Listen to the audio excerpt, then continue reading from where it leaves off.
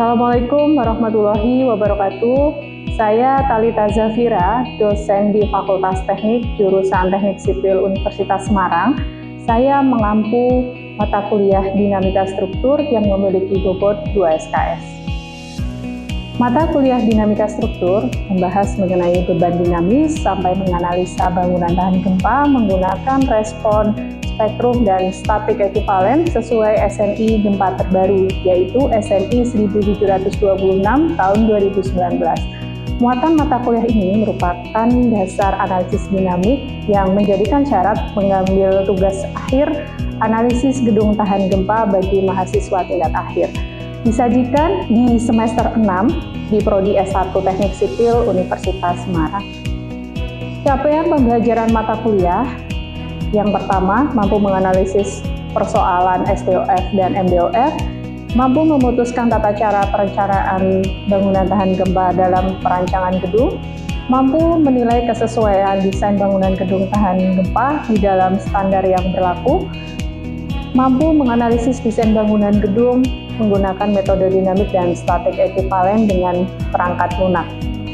Materi pembelajaran yaitu ada dasar-dasar dinamika struktur, konsep SDOF dan MDOF, persamaan sistem struktur kebebasan tunggal dan banyak, kemudian ada performa based design, ada SNI 1726 tahun 2019, kemudian ada jumlah ragam, parameter respon ragam, kemudian parameter respon terkombinasi, respon struktur, serta penerapan analisis statik ekivalen dan statik metode dinamik. Metode pembelajaran di sini ada diskusi, tanya jawab, tugas mandiri, collaborative learning, dan project based learning. Kemudian bentuk pembelajaran yang saya gunakan ada tatap muka, kemudian tatap maya menggunakan Zoom dan Google Meet, kemudian tersedia juga via e-learning.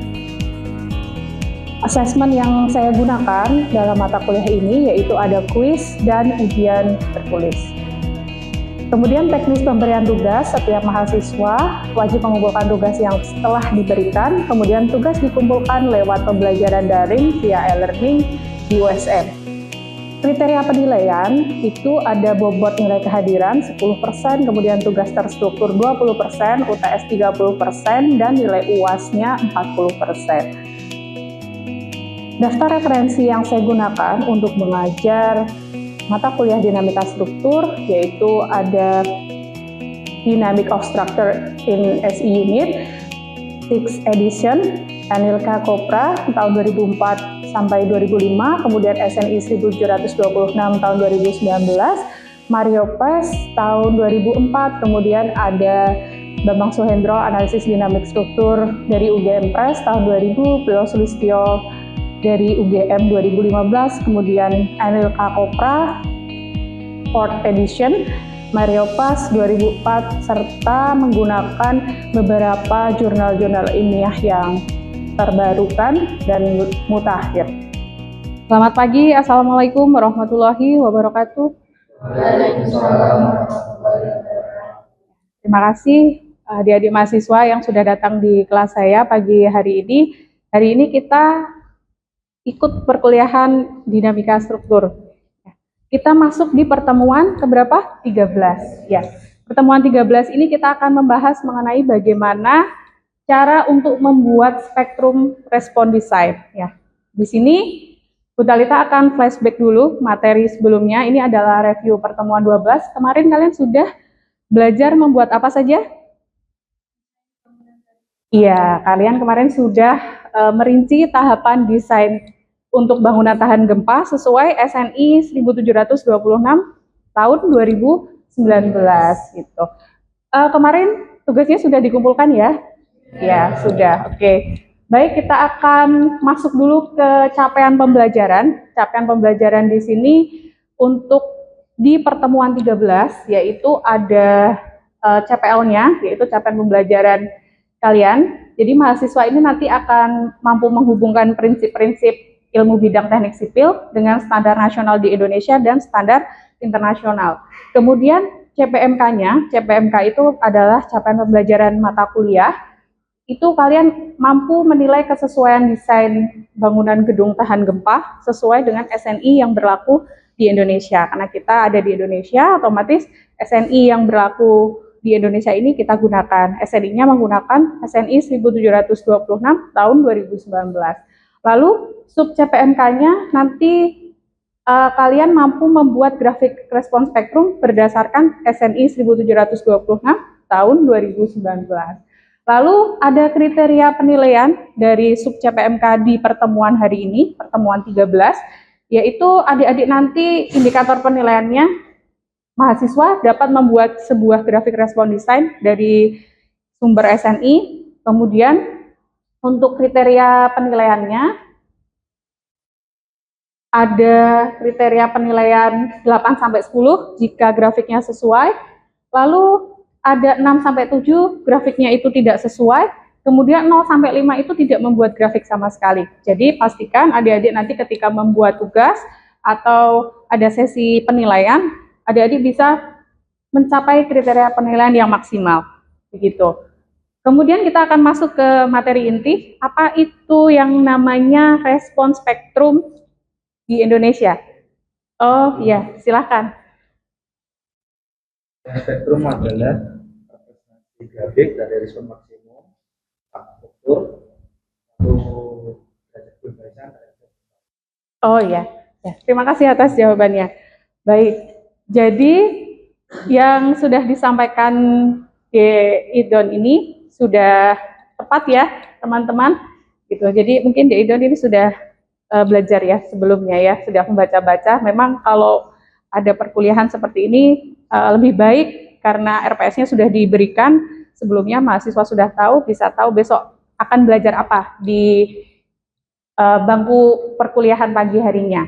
Jadi respon spektrum itu merupakan representasi grafik, begitu, representasi grafik dari respon maksimum struktur suatu derajat SDOF ini terhadap suatu gempa rujukan, di mana di sini dalam bentuk fungsi terhadap periode alami struktur. Lalu kita lihat biasanya grafik ini menggambarkan apa saja. Di situ ada grafik SA, kemudian ada SP, kemudian ada SD ya di sini, kemudian ada grafik SA juga di mana percepatannya ini percepatan yang umum, kalau yang percepatan di atas ini adalah percepatan maksimumnya. Kemudian ada dua jenis respon spektrum. Di sini ada dua, yaitu respon spektrum elastolinier dan respon spektrum inelastik. Yang linier itu dia tidak memperhitungkan plastisitas strukturnya. Jadi kalau plastisitas struktur itu kalau kita desain gitu ya struktur bangunan menggunakan software ETABS ataupun SAP, di situ kan ada di mana daerah-daerah plastis ya, ada sendi-sendi plastisnya yang perlu kita perhitungkan. Kemudian yang kedua ini ada respon spektrum inelastik. Di sini dia memperhitungkan perilaku nonlinier dan digunakan untuk desain performanya itu seperti apa.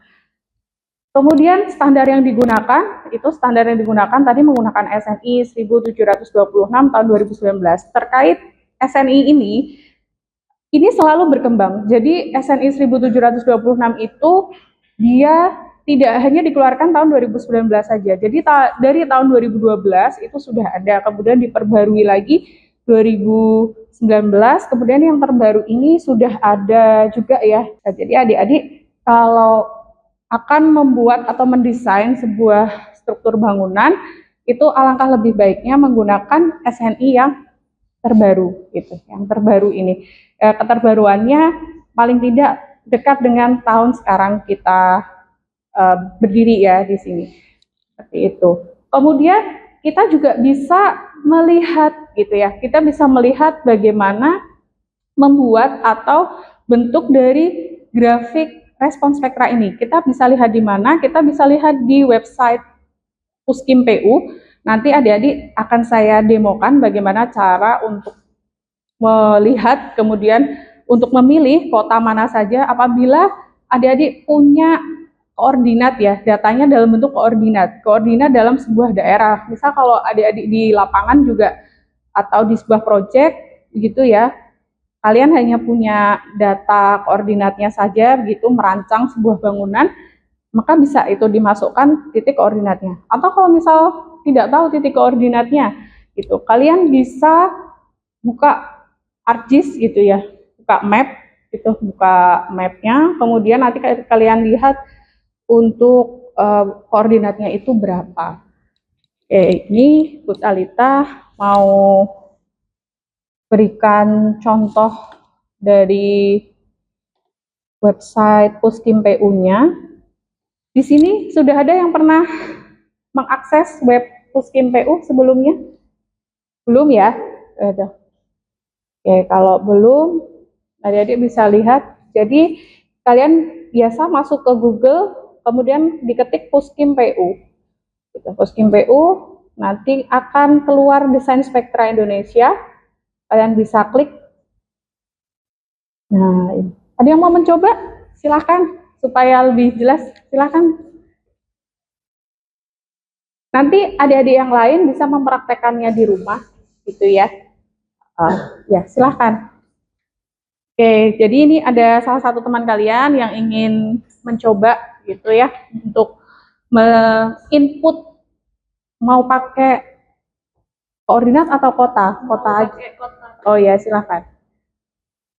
Ya, jadi jenis inputannya kalian bisa klik nama kota, kemudian kotanya ini nanti dipilih kota mana saja, seluruh Indonesia ada.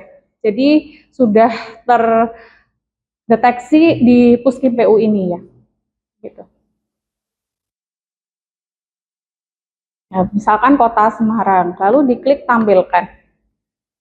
Jadi akan mengenerate, ini adalah gambaran grafik dari spektrum respon desain ketika kalian langsung melihat di sini, di Cipta Karya. Kalian bisa lihat ini, warna biru berarti di sini adalah tanahnya itu jenisnya batuan. Kalau hijau, itu tanahnya di sini ada yang lunak, lalu orange itu sedang, dan yang mohon maaf, ini yang hijau adalah keras, yang merah ini lunak. Ini kan satu persatu. Bagaimana jika kalian ingin melihat semua? Nah, itu klik kelasnya, kemudian semua. Maka kelihatan ya di sini. Itu perbedaannya. Perbedaannya ada di mana? Ada di nilai periodenya. Periode dan nilai SA-nya. Kalau periodenya, detikannya, ini kita bisa pilih ya. Untuk direspon spektrum desain pada Cipta Karya, ini kan 6 detikan. Itu kalau kalian ada datanya hanya sampai 4 detikan atau 2 detikan itu juga boleh, tidak apa-apa. Masih tetap bisa digunakan. Kemudian kalau adik-adik di sini mau melihat gitu ya, melihat nilai PGA, kemudian nilai SS, nilai S1, itu bisa kalian lihat di data ini. Jadi data ini itu bisa kalian gunakan seperti itu. Ya, cukup, terima kasih. Ya, nanti adik-adik di rumah tugasnya bisa mengakses ini lagi, begitu ya, untuk tugas pembelajaran pertemuan 14 dan 15. Oke, kita akan lanjut ke materi berikutnya ya.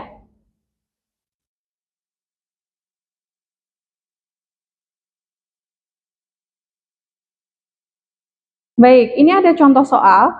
Contoh soal di mana ada sebuah permasalahan di sini, ada permasalahan dan ada sebuah data.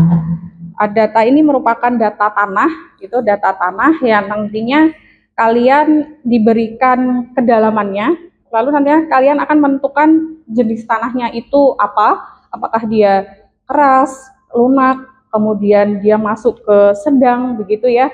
Nanti kalian tentukan dan kemudian nanti kalian bisa membuat grafiknya seperti itu. Ini tahapannya sudah disampaikan di pertemuan 12. Itu tentunya adik-adik nanti bisa membuka bukunya masing-masing sebelum mengerjakan contoh soal. Begitu ya adik-adik ya.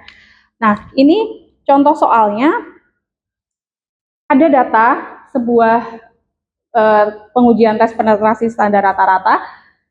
Di sini ada nilai kedalaman 6 meter, 14 meter, 24 meter, dan 30 meter. Ya, jadi ada kedalaman 6, 14, 24, 30. Lalu nilai N-nya itu ada 12, 2, 22, dan 55. DI, DI. DI ini apa? DI ini adalah nilai setiap lapisan ketebalan lapisan tanah. Jadi totalnya itu kalau kita lihat di SNI tahun 1726 tahun 2019 itu total maksimalnya itu 30 meter gitu ya, mencapai 30 meter. Jadi itu yang kita akan gunakan. Ini ada 6 pada kedalaman 6, DI-nya 6, kemudian ini 8, 10, 6, dan kemudian kita akan total di sini. Totalnya adalah total nilai DI ini ya. Nilai DI ini totalnya adalah 30. Kemudian adik-adik diminta untuk tentukan jenis tanahnya. Oke. Saya beri waktu sebentar untuk adik-adik bisa mengerjakan dulu di bangku masing-masing. Kemudian nanti ada penilaian dari saya, adik-adik bisa maju ya ke depan untuk mengisi langkah-langkah berikutnya. Tentunya di langkah-langkah ini yang akan kalian kerjakan bisa dilihat di materi pertemuan 12. Oke, Bu Talita beri waktu sebentar, silahkan untuk dikerjakan ya. Nanti berarti kalian akan menulis nilai N-bar-nya berapa. Kemudian dia masuk jenis tanah apa, nanti dituliskan. Oke, sudah ada yang selesai jenis tanahnya? Sudah ya? Silahkan. Bisa maju ke depan untuk menuliskan.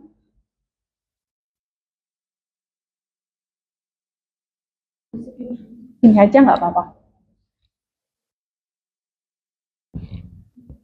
Oh ya, nggak apa-apa, nggak apa. Oke, nggak apa-apa.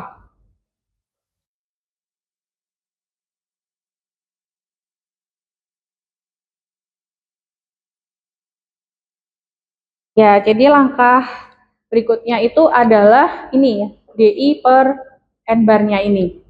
Oke, silakan duduk dilanjutkan temannya berikutnya untuk hasil perhitungannya ya.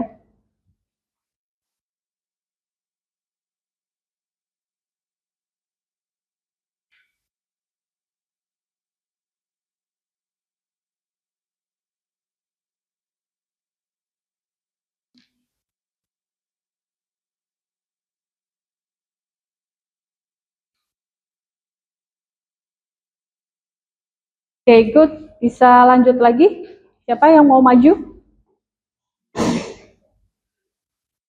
Jadi nilai DI per N ini adalah nilai dari DI dibagi nilai N-nya.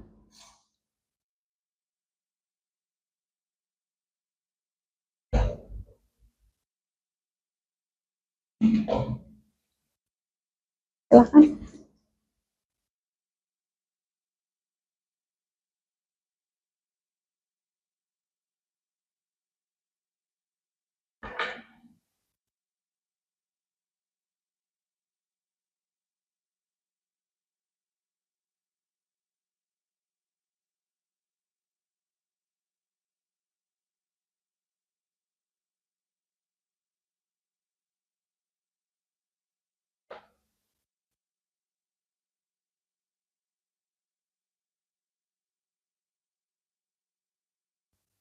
Oke, kalau sudah didapat nilai DI per NI-nya, berarti kita bisa mengklasifikasikan dia masuk ke dalam tanah apa gitu ya. Ini N-bar-nya kan sudah ketemu 5,924, berarti masuk ke tanah lunak gitu ya, tanah lunak. Oke, jadi adik-adik ini ya N-nya kurang dari 15, jadi adik-adik bisa melihat di situ dia masuk ke dalam tanah lunak. Lalu langkah selanjutnya, gitu ya, ini tadi contoh soalnya.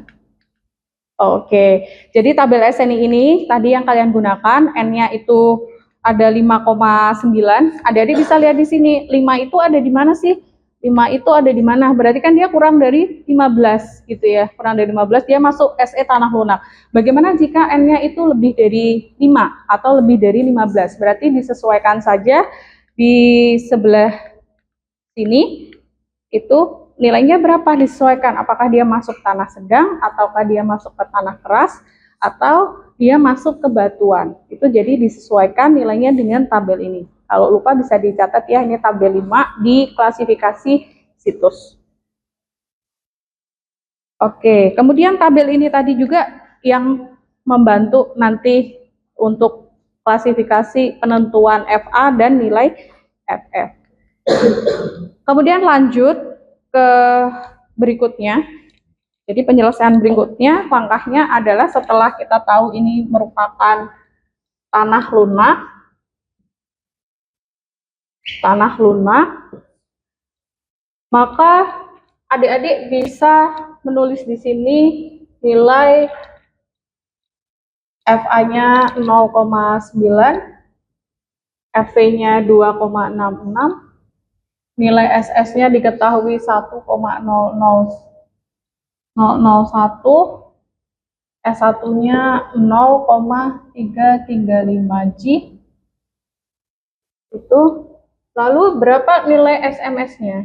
SMS-nya itu berarti adalah FA dikalikan dengan SS. Lalu SM1 nanti diisikan ini ya, perhitungannya nanti adik-adik maju aja. Lalu SM1 berapa?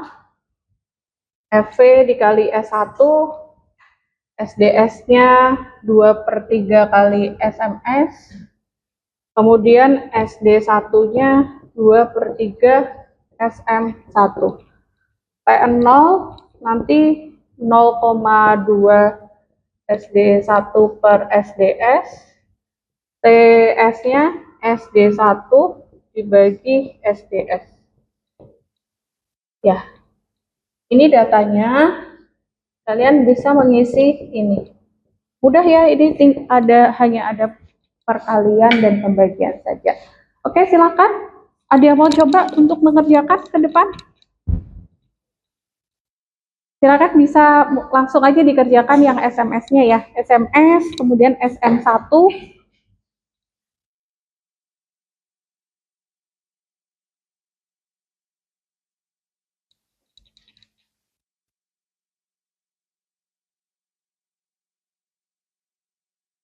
Ya, terima kasih. Lalu lanjut SM1-nya. Sudah ada ya yang menghitung ya. Ini tahapannya sudah ada di pertemuan lalu, sehingga hari ini harapannya adik-adik ketika diberikan contoh soal seperti ini sudah bisa mengerjakan. Oke, yang SDS? SDS? Silakan.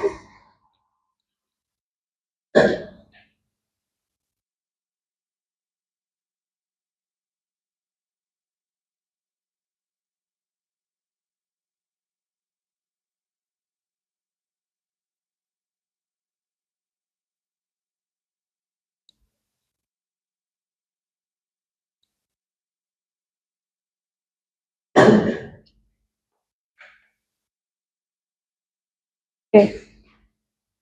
Baik. Kemudian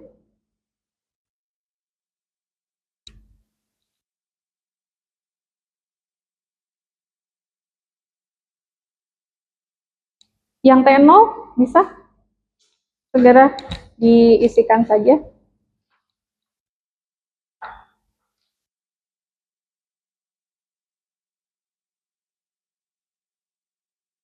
Ya, baik.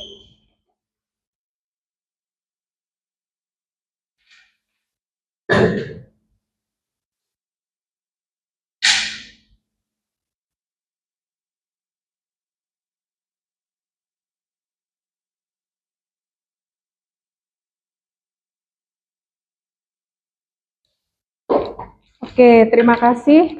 Ya, jadi seperti ini ya adik-adik ya. Ini langkah yang di depan papan tulis yang sudah dituliskan teman-teman kalian itu sudah tepat, sehingga kita bisa melanjutkan langkah berikutnya, yaitu pembuatan tabel ini.